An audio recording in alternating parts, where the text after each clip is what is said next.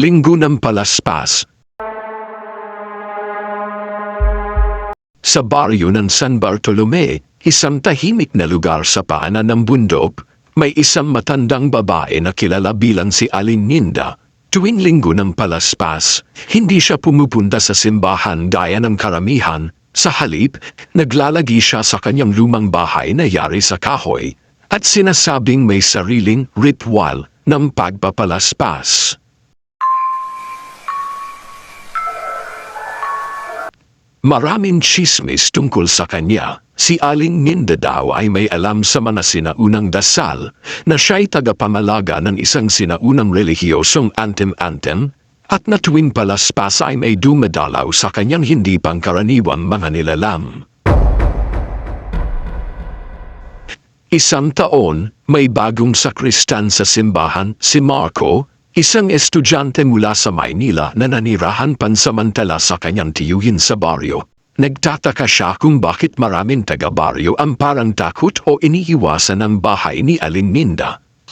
Delikado raw dumaan sa tapat ng bahay niya sa gabi ng Sabado bago ang palaspas. May nagsasabing nakakita ng anino, may pumasok na walang lumabas, o may mga palaspas na nasusunog kahit walang apoy. Dahil sa kuryosidad, nagpasya si Marco na sundan si Aling Ninda sa gabi bago ang palaspas. Dahan-dahan siyang sumunod habang nakatago sa dilim. Nang makarating si Aling Ninda sa likod ng kanyang bahay, may inilabas siyang isang palaspas. Hindi ito gaya ng mga ordinaryong gawa sa dahon ng niyog. Ito'y kulay itim, may pulang sinulid at may tila ukit na mga mata sa gitna. Sa kanyang pagdarasal, biglang gumihip ang malamig na hangin at tumahimik ang buong paligid. Mula sa lupa, may sumulpot na mga aninong hugis tao. May mahahabang leeg, pulang mata, at baluktot na mga paa. Isa-isa silang yumuko kay Aling Ninda.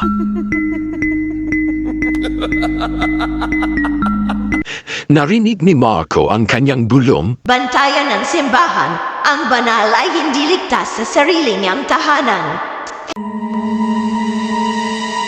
Kinabukasan, sa mismong misa ng palaspas, habang binabasbasan ng pari ang mga dala ng tao, may isang matandang babae na hindi kilala sa baryo ang biglang sumigaw. Nang limunin ng lahat, ang babae nagmistulang abo at naglaho sa hangin. Tumilapon ang hawak ng palaspas at ito'y lumipad papunta sa altar. Biglang pumutok ang mga kandila at nang itim ang tubig sa bendita. Doon na nagsimula ang sunod-sunod na kababalaghan sa simbahan. Nagkakasakit ang mga batang sakristan. May naririnig na umiiyak na babae sa kumpisalan kahit walang tao. At may mga palaspas na kusang natutuyo at nabubulok sa loob ng ilang oras. Muling bumalik si Marco kay Aling Ninda upang harapin siya. Ngunit pagdating niya sa bahay nito, wala na ang matanda. Ang buong bahay ay parang hindi na ginamit sa loob ng mahabang panahon. Habang may boses na bulong ng bulong. Hanggang sa susunod na palaspas. Makalipas ang 1 linggo mula ng misteryosong insidente sa misa ng palaspas, nagdesisyon si Marco na huwag nang baliwalain ang mga pangyayari. Lalo siyang kinutuban ng mabalitaan ang pari ng simbahan, si Padre Ernesto, ay biglang nagkasakit. Hindi raw ito makabamon sa kama, laging pawisan, at pabulong na nagsasalita sa wikang hindi naiintindihan ng kahit sinong kasama niya. Habang naglilinis ng kumbento si Marco, napansin niyang may lumang hagdanan na tila matagal nang hindi ginagamit sa likod ng altar. Mabilis siyang gumakyat, dala ang kanyang flashlight. Sa dulo ng hagdan ay may lumang pintuang bakal, may nakaukit dito na simbolo ng krus, ngunit baliktad. Sa gilid ng pinto, may isang lumang sobra na tila matagal nang hindi napapansin. Binuksan ito ni Marco, at sa loob ay may isang sulat mula kay Padre Ernesto. 4 na taon na ang nakalipas. Kung ito'y matagpuan ninyo man, nangangahulugang bumalik na ang itim na palaspas. Huwag ninyong bubuksan ang silid sa likod ng altar. Nandoon ang lumang antem-antem ng simbahan, at ang kasunduang nilagdaan ng unang mga paring misyonero, kapalit ng proteksyon ng mga nilalang sa bundok. ay may panangakong kaluluwa tuwing palaspas. Kung masira ang kasunduan, babalik sila para kunin ang kanilang kabayaran.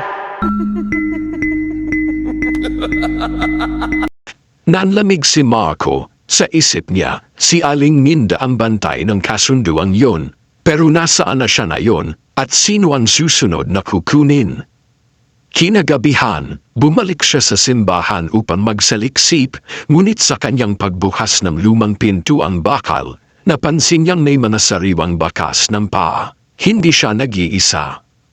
Sa loob ng silid ay may altar na yari sa itim na kahoy, at sa gitna ay isang kahon na may nakaukit na cross at palaspas. Nang hipugin ni Marco ang kahon, bigla itong nagliyab ng bughaw. Umalinaw ang boses ng matandang babae.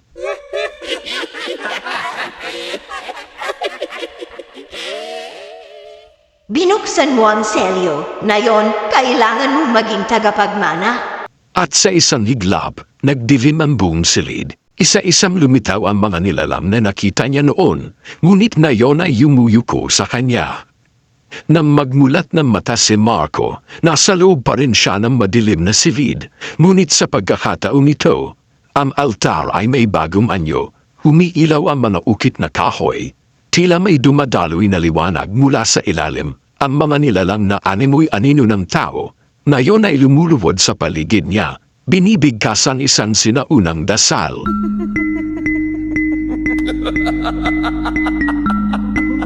May isang matanda, ang lumapit kay Marco. Ang mukha nito'y tagpi-tagpi ng balat. Tila ba nilalang sa pagitan ng buhay at pagkabulok? Narito ka na, tagapagmana. Ang kasunduan ay muling nabuhay. Dala mo ang dugo ng pari at ang paglabag sa selyo. Hindi ako pari. Salam akong sakristan. Ngunit ikaw ang pumili. Binuksan mo ang kahon. Ibinigay mo ang sarili mong diwa.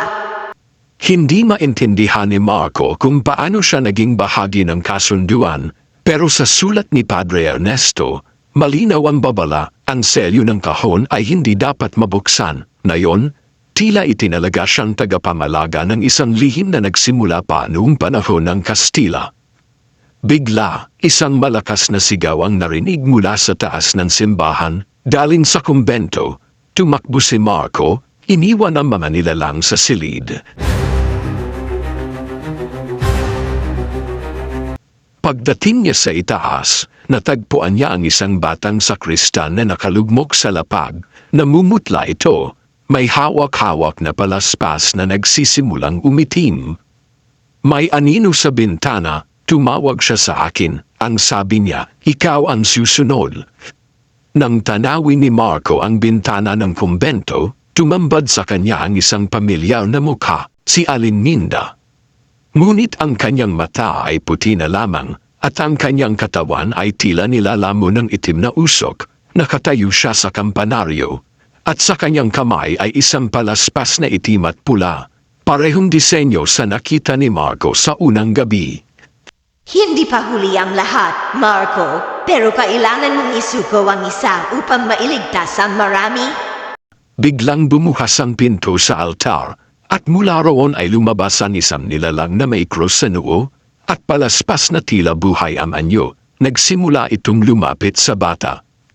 Ngayon, kailangan ni Marco na pumili ang buhay ng batang sakristan o ang pagbabalik ng mga nilalang sa kadiliman. Hindi ko kailangan pumili. Taimtim na nagdasal si Marco, humihingi siya ng tulong sa Panginoong Hesukristo. Pumunta agad si Marco sa altar upang kuhanin ang bendita at ang palaspas. Tinawag lahat ni Marco ang mga sakristan. Pinapante ni Marco si Ramon sa itaas ng simbahan upang patunugin ang kampana.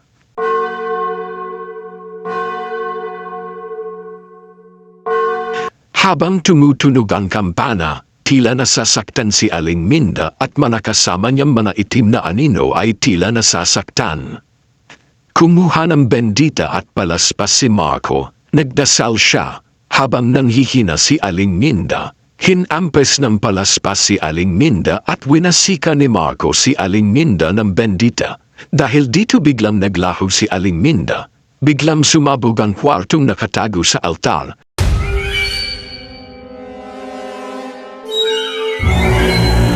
Pagkalipas ng 1 linggo na nambalik ang baryo ng San Bartolome, wala nang nagkakasakit at tuwing linggo ng palaspas madaming tao ang nagsisimba, nagpapasalamat sa puwang may kapal. Maraming salamat sa muling pakikinig ng maikling kwento. Kung gusto mo pang makinig ng iba't ibang kwento, bisitahin ang playlist ng Pinoy Horror Movie sa aking YouTube channel. At huwag kalimutang e-subscribe ang Jonas Mini Vlog para updated ka sa bawat kwento.